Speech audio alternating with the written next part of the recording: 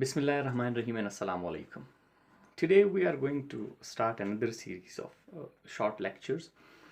This would deal with basically the concept of post-colonial studies, post-colonial literary theory, and then obviously the discourses and different writers they come across in this literary theory.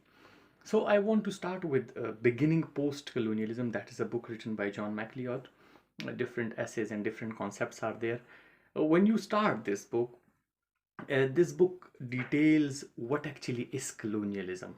And I thought to start with this topic, what is colonialism? Because when we are going to deal with post-colonial studies, post-colonial concepts, we need to understand what actually is post-colonialism. But before post-colonialism, we need to understand or decode this term, what is colonialism? How colonialism came into power and all these concepts related to it. So what is colonialism?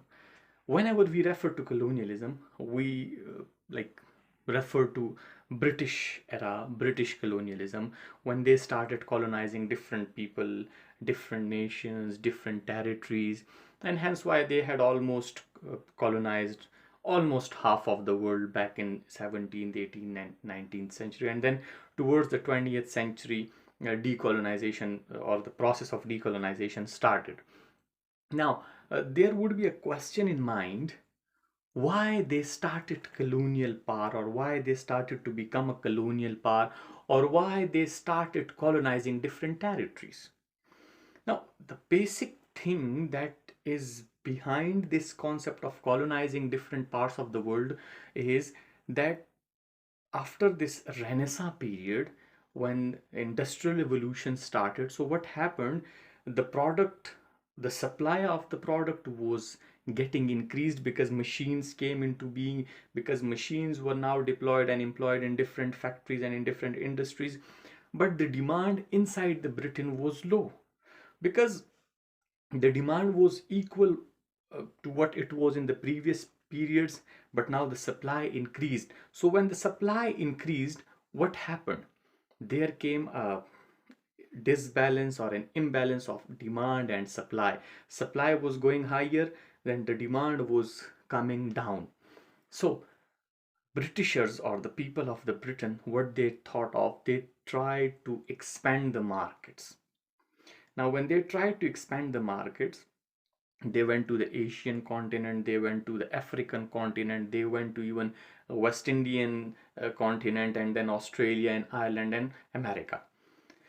They tried to expand their markets, strike their markets, and then to supply their products. But for that, they needed to settle down in that culture, in that territories, and then to communicate with those people so that they could sell their products. Now, for that very reason, they wanted to dominate the country so that they could get commercial gains. What they did, they started this colonizing mission. They went to different parts of the world with different motives, like with white man's burden, with educating the people, with civilizing the people, and so many different concepts. And for that, they had paved the way through their literature in Britain by writing different pieces of literature in the newspaper, in the books form, and magazines form. They paved the way and they paved the mentality of their local people, and then they went to those different regions. They talked to the authorities that they have come for a good reason or missionary reason, and then slowly and gradually they tried to control different parts of those countries, and then a time came when they had totally colonized those regions. So the motive behind this getting settled in different parts of the world was commercial gains. They went there, they tried to expand their markets, and then they brought and extracted riches from those countries, like from Asian part, means Southeast Asia, India and Pakistan. Now what they did, they brought out spices. Then from Africa they brought out ivories, and West Indies the woods and XYZ, even from America the tea, etc. So for this, what they did, they went there, they got settled there, they tried to control the indigenous people, and then they brought wealth to their own state or their own countries. So this was the basic concept behind colonialism. Now we need to understand what is the difference between colonialism and what is the difference and imperialism. So colonialism is basically trying to go to another territory, getting settled, and then controlling that country politically and by force and strategically. This is colonialism, like physically going to a state or a territory and then controlling that.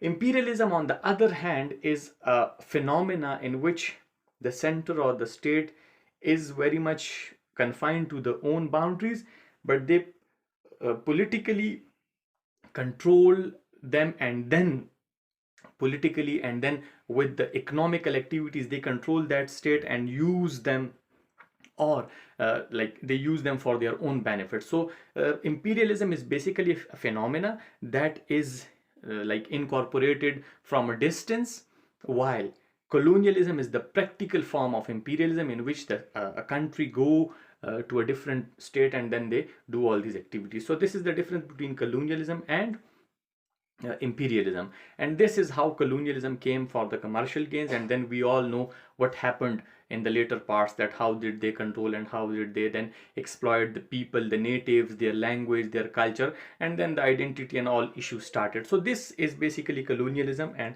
imperialism. And Bohemer has talked about this definition of colonialism in her book, and she has given a very explanatory definition, and it is a very concise one as well. She says that colonialism is the settlement of territory, the exploitation or development of resources, and the attempt to govern the indigenous inhabitants of occupied lands.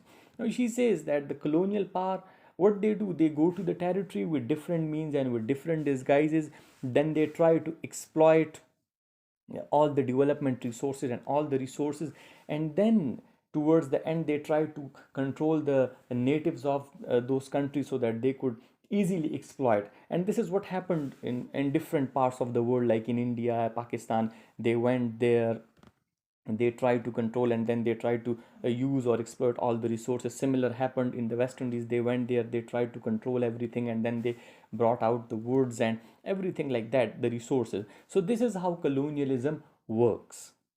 I hope the concept of colonialism has been discussed in a clear way, and I hope you would have a very good idea after watching these videos. In the later video sections or in the coming videos, we'll discuss more concepts related to post-colonial studies. Stay tuned. Have a very good time. Thank you very much, and Allah.